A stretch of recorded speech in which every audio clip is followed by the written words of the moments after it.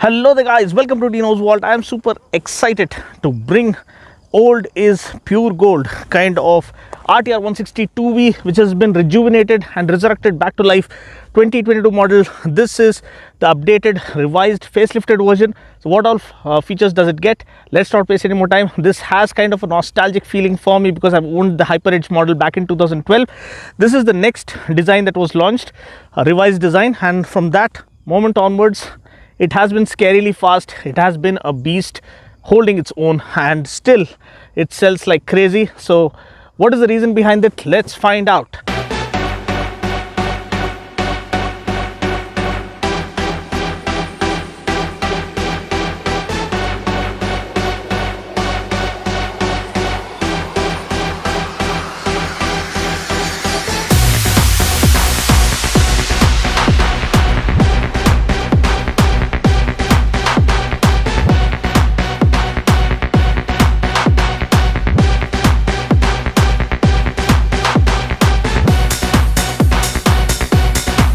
So when I turn around and have a look at the design, perfect sunset in the background, and have a look at this.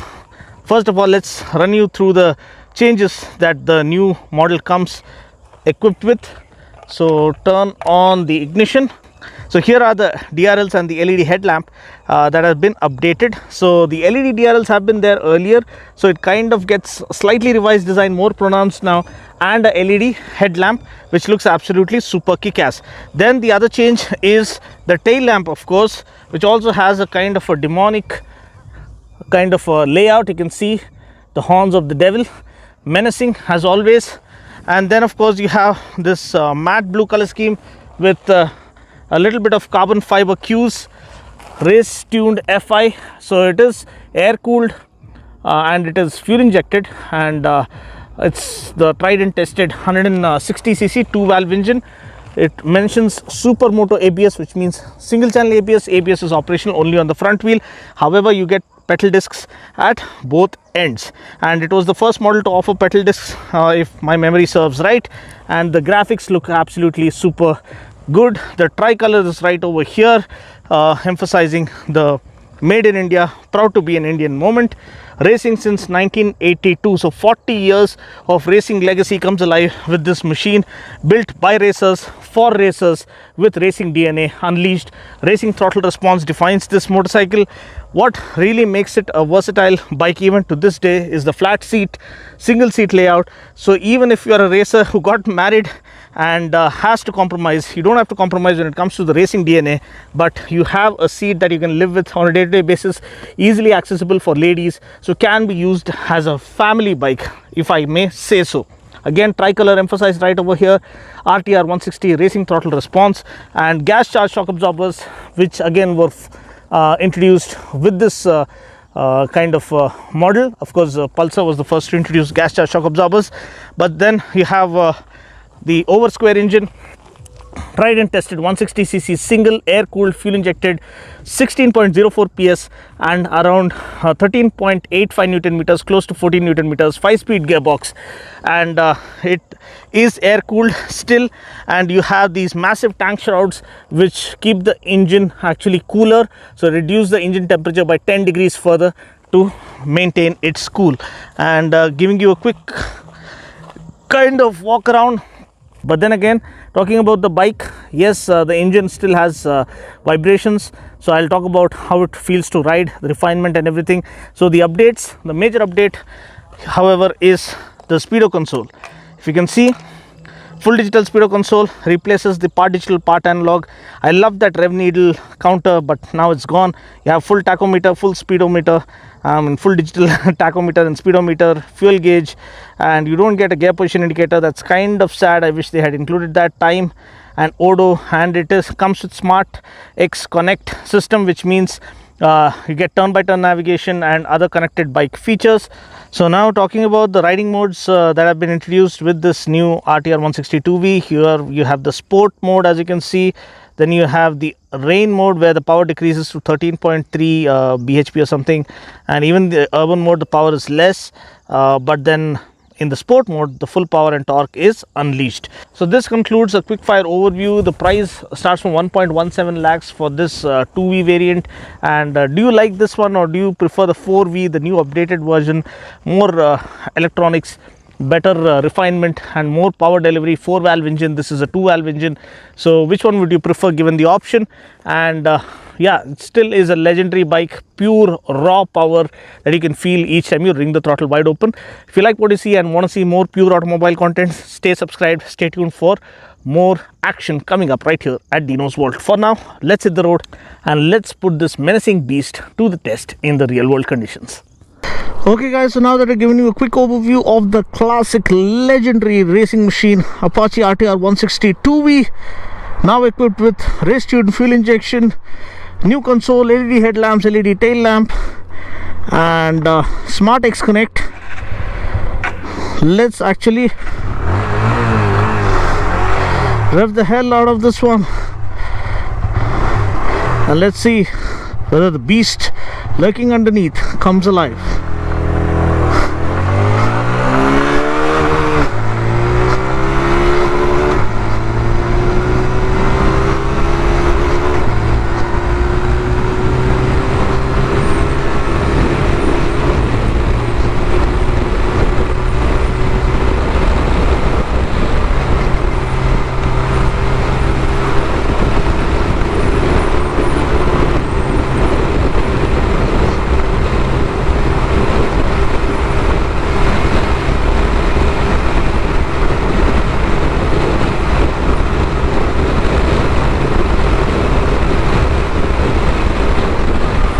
Okay, so the bike managed 107 kilometers per hour, which is the speedo indicated max speed, and which is the max speed that the spec sheet claims. 16 PS, 16.04 PS, 13.85 Newton meters of torque, 5-speed gearbox, and yeah, you're left wanting for more. Wish we had a 6th gear in place. Let's now switch the mode. We've been riding in urban mode, so I think that kind of reduces the power to 13.3 bhp or something. So now let's turn around in sport mode. Let's try and unleash this one more time.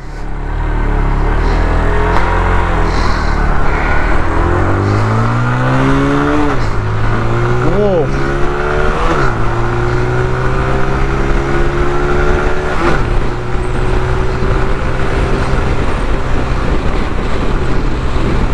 Wow.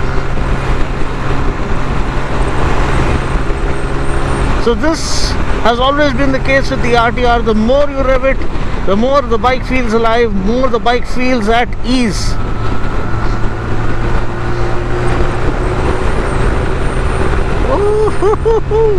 And an absolute breeze to ride through the city streets.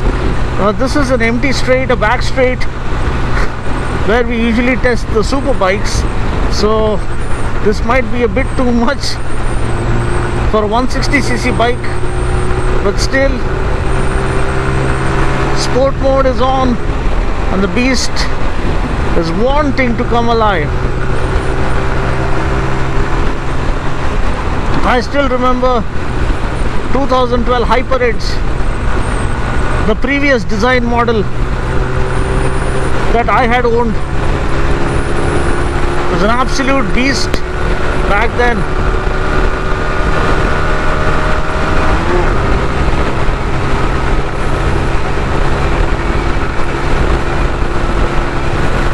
Yeah, it's going beyond that now. Well beyond that.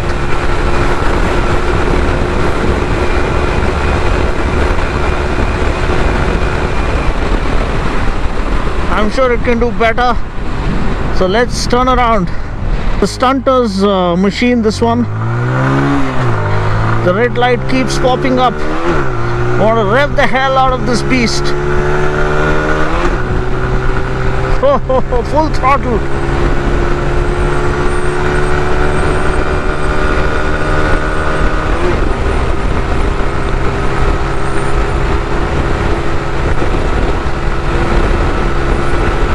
Wow. Such a free revving machine, racing throttle response, racing DNA unleashed.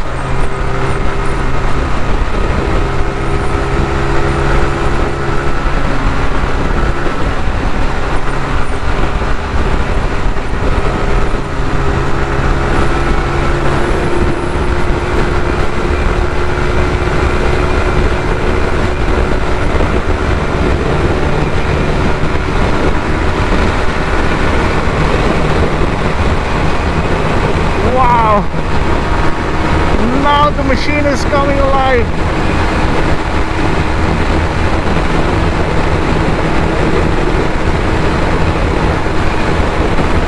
Okay. This is what the machine is capable of. 128 close to 138, can do better once the engine breaks in. It's a brand new machine. The gear shifts are super smooth. The clutch isn't all that heavy. Throttle response is nice and menacing, just what you come expecting. Nice carbon fiber cues.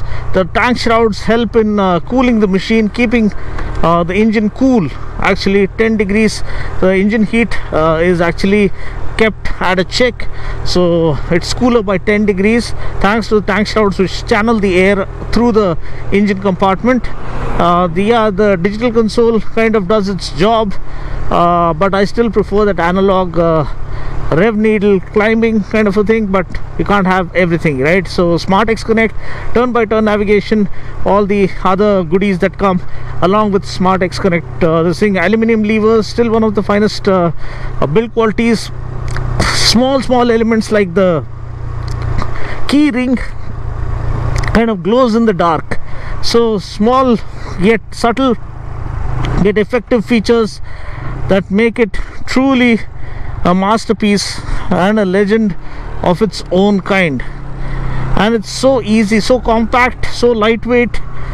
Power to weight ratio when it was first launched was huge. Now I think still the dry weight is close to 128 kgs, so a 12-liter tank, so that kind of makes it close to 140 kgs or something. It's still feather light actually, can literally play around. That's what makes it the stunter's choice. Lightweight, torquey, powerful and peppy engine, wanting to be revved to the max beyond the red line in each and every gear. So I kind of loved going back in time kind of a thing, nostalgia kind of a feeling. Yes, you get the modern elements like LED lights now. It's not refined, it still has the vibrations, same vibrations that it had earlier. The 160 was always plagued with vibrations, so TVS haven't addressed that. Some people actually prefer that, they want that vibrations which actually make it passes off like a sporty character of the bike. They want to feel the bike while riding it. If it is refined, they say they can't really feel the bike. Exhaust note,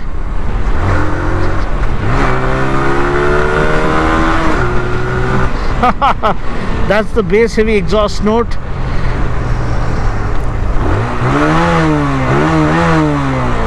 Really satisfying sound, and one of the best background scores from the yesteryears. So that's pretty much it.